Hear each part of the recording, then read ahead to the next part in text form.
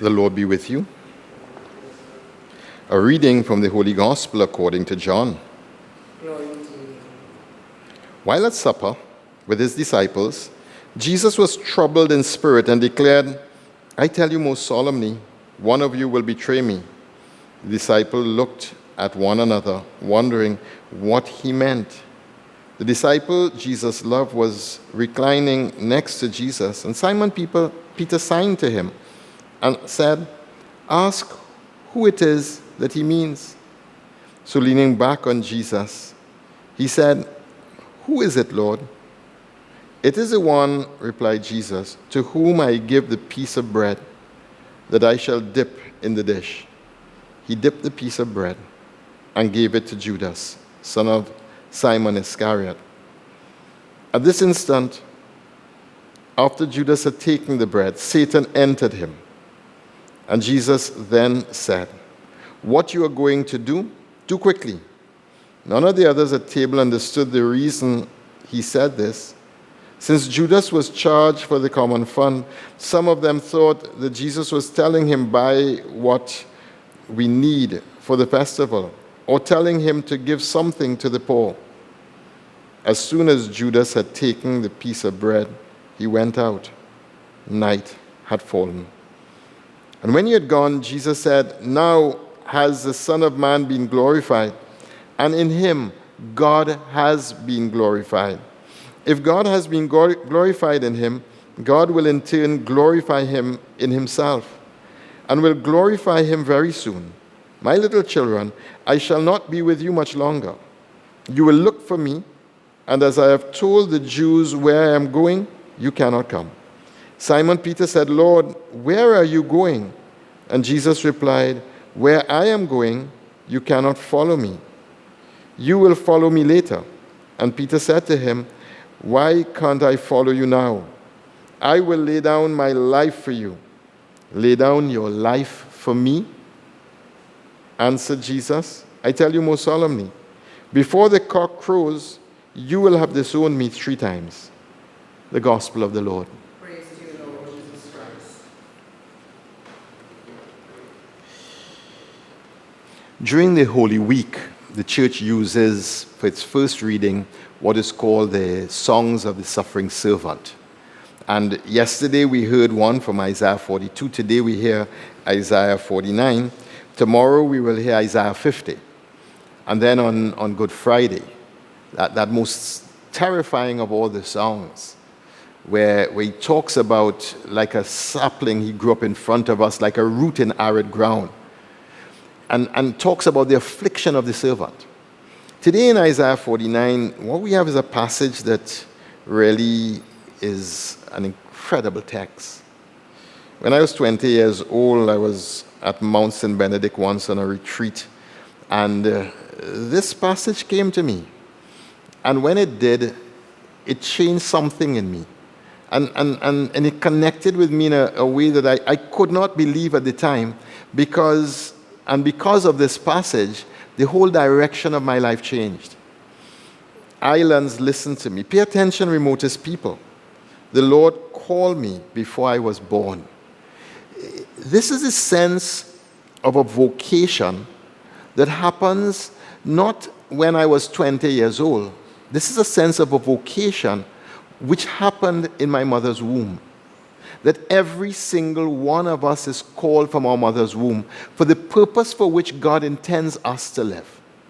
The servant was called from his mother's womb and called for sacred purpose, and you have been called from your mother's womb and called for sacred purpose, as I have been called from my mother's womb and called for sacred purpose. That single fact just completely blew my mind. At 20 years old, I had never considered that my life had a purpose beyond the plans that I had and beyond the things I was engaged in. I was in business. I had 8 people working for me. I was doing really well. I was happy. I had a lot of disposable income. And as a 20-year-old, I was doing really, really nice. But I never considered that my life had a sacred purpose. A purpose beyond the dream I had to become a millionaire. And in the passage, what happened was something went inside of me and helped me to realign my life with an understanding which is the absolute truth that each of us, we have a sacred purpose. And our life is best when we're living that purpose. This prophet was made to be a prophet. He said, I've made your mouth a sharpened sword. He said to me, you are my servant Israel, in whom I shall be glorified. While I was thinking, I've toiled in vain and I've exhausted myself for nothing. And so often I've gone back to this passage and felt that, I have toiled in vain, I've exhausted myself for nothing. And I cannot see what it is God is really doing or what God is really asking. But I keep doing the things that I believe He's asking of me. And how often in your life have you experienced that time of darkness where you're not sure what God is really asking or speaking or directing of your life? But you do the things you believe are the right things to do. And he then says, and all the while, my cause was with the Lord, and my reward was with my God. I was honored in the eyes of the Lord, and my God was my stronghold. And now he says, he who formed you in the womb to be his servant, to bring back Jacob to him, to gather Israel, it is not enough for you to be my servant, but to restore the tribes of Jacob and to bring back the survivors of Israel. This text is about Jesus Christ. That's who the text is about. From before he was in his mother's womb, from before the Annunciation, God called him. And before the Annunciation, he chose to empty himself and to become human in the flesh of Mary. And before all eternity, God chose him to display what true love is and how true love comes to us. And the suffering servant that Isaiah speaks about was fulfilled in Israel partially, but it was not fulfilled because Israel was unable to gather all nations to itself. Israel remained believing that God was a God for the salvation of Israel and not using Israel for the salvation of the world. It is through Jesus Christ that salvation moves from Israel to all the nations. Islands, listen to me. Pay attention, remotest people. The suffering servant songs is the theology of salvation that is brought to us through Jesus Christ. And we have the counterpoint in the gospel. Because while he was at supper, Judas, who was at supper, and I want you to contemplate this, that Jesus knew, and he still had Judas at the Last Supper. He knew, and he still ordained him priest. He knew, and he still invited him to table fellowship. In ancient Israel, to sit at table is a most intimate moment, because table fellowship had a kind of intimacy that we don't have. It's not the individual chairs at a table that we know, You're sitting down on the ground, you're propping up on one hand, and you're using the other hand to feed yourself. And the only way to settle yourself is to lean into the person who is behind you.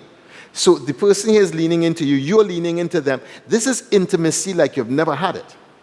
And in this most intimate moment, where the Last Supper is unfolding, where Jesus is giving himself completely for the sake of salvation of the whole world, where he is saying, this is my body, this is my blood, where he has given himself for our salvation, Judas, receiving the bread, goes out to betray.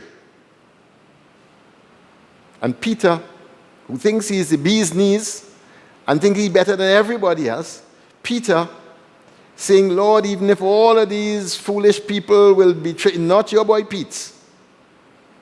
And here Jesus has to say to Peter, tonight, this very night, you will betray me. You will betray me.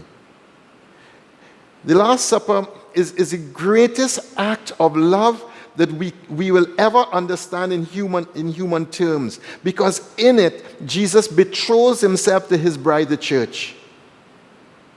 And that marriage is consummated on Good Friday, on the cross, where naked, he gives everything he has and gives his very body to us. On Holy Thursday, he gives his body and his blood to us. On Good Friday, naked, he gives himself totally for us and for our salvation. The mystery of sin and the mystery of evil. So John says at the moment he ate the bread, Jesus then said, go and do what you have to do. And the moment he ate the bread, Satan entered him. So eating the Eucharist is not an antidote for us accepting evil. When we come to the table with evil intentions, evil is what springs forth. We have to come with noble intentions, with desire for God and desire for the things of God, to bend our heart to the will of God. We have to come to the table bending our heart. Otherwise, what we come with is what springs forth. And that's what we see in Judas. What's in your heart right now? What's churning in your heart? Are you in rhythm and in tune with God, or in rebellion and angry with God? What's in your heart right now? As you come to this table, I invite you to bend your heart to him. Let's not do like Judas. And when the passage is over, John just simply says, and night fell. The darkness had come into the world. And let not night fall on your mind or your heart, my mind or my heart. Let daylight, the light of Christ shine. Let us bend our heart to the will of God. He is a suffering servant, but you and I were saved by him. Amen.